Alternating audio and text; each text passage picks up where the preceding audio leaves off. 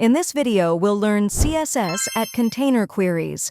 Unlike media queries that rely on screen size, container queries respond to the size of a component itself. This helps you build truly responsive and reusable components. Let's see how it works with simple example. Here, I've created a card with an image, heading, text, and a button. It's responsive using a media query with max width 600 pixels, so the layout responds to the viewport size and depends on the screen width. Now, in this HTML, the wrapper class is the parent container. In CSS, I'm using @container instead of @media. At first, the container query doesn't work, and the layout looks messy because @container needs a container type property.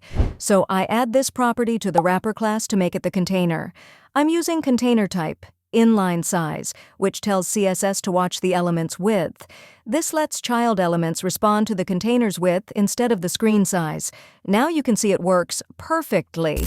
After this, I'll change the max width to 580 pixels.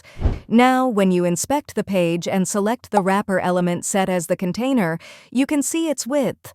Right now, it's 850 pixels, and this includes padding, not just the content. When I resize it, the width becomes 475.19 pixels, which is smaller than 580 pixels. In the inspector, you'll also see the container type property.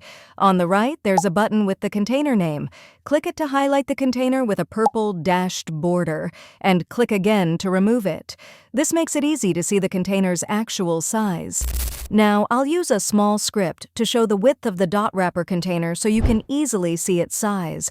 When I resize the screen, the container gets smaller, and once it goes below 580 pixels, the layout switches to a column. Here, the container width is 565 pixels, which is less than 580 pixels.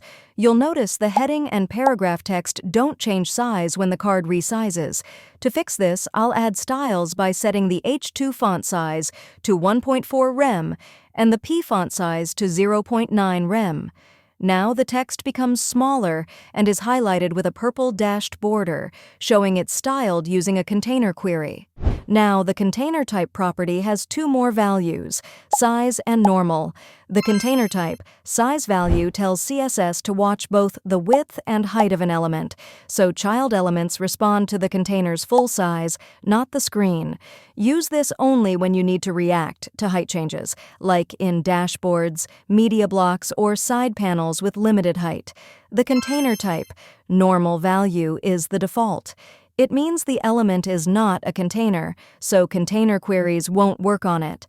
In most cases, container type, inline-size is enough and more performant. It only watches the container's width, which is all you usually need for responsive layouts. Now, I've created a second card, the same as the first, and placed it inside a parent container called wrapper2. When I resize the screen, both cards behave the same because we're using a common container query without a name, so it applies to all containers. Now let's introduce a new property called container name. In the wrapper class, I'll set container name card1. This lets us give a container a custom name and target it in a specific @container query, which is useful when you have multiple containers on the page. Now I'll use this name in the container query. When I resize the screen, only the first card responds, because the query applies only to the container named card1. Next, I'll add the same container name to wrapper2, and now both cards work fine. After that, I'll change the wrapper2 container name to card2 and add another container query for card2 with min width, 600 pixels. You can see the second card layout change. This way, you can use different container queries for different elements on the same page. You can also assign multiple container name values to a single container by separating them with spaces. Here, I've added another container query for card2 with max width, 580 pixels. In this query, I change the heading color when the container is resized. Now, you can see the result. This change affects only the second card, not the first, because this container query targets card2 only. Now you can also write these two properties in a shorthand to set both the container name and container type in one line. It's a cleaner and shorter way to define a container, and you can see it works without any changes. In this shorthand, the first value is the container name, and the second value is the container type. You can also use logical operators just like media queries.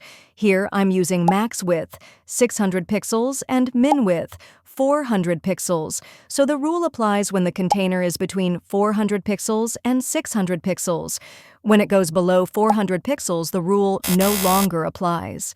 Finally, let's look at container query length units.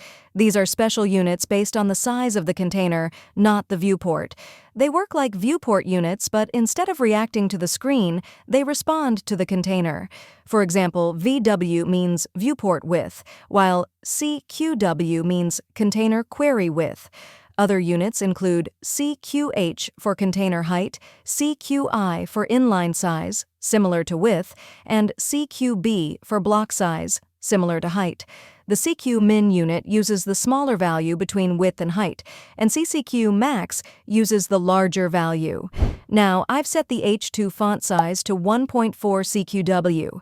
When I resize the container, the heading scales based on 1.4% of the container width. If I change it to 5 CQW, the font size becomes 5% of the container width, and the difference is easy to see. Next, I switch to CQI, which works the same as CQW here since it's also based on container width. Then I change it to CQH, and now the heading scales based on 5% of the container height. The CQB unit behaves the same way, also using the container height. After that, I use cqmin, which is based on the smaller container dimension. In this layout, that's the width, so the font size follows the container width. Finally, cqmax uses the larger dimension, which here is the height. All of these units are fully responsive and update automatically as you resize the container.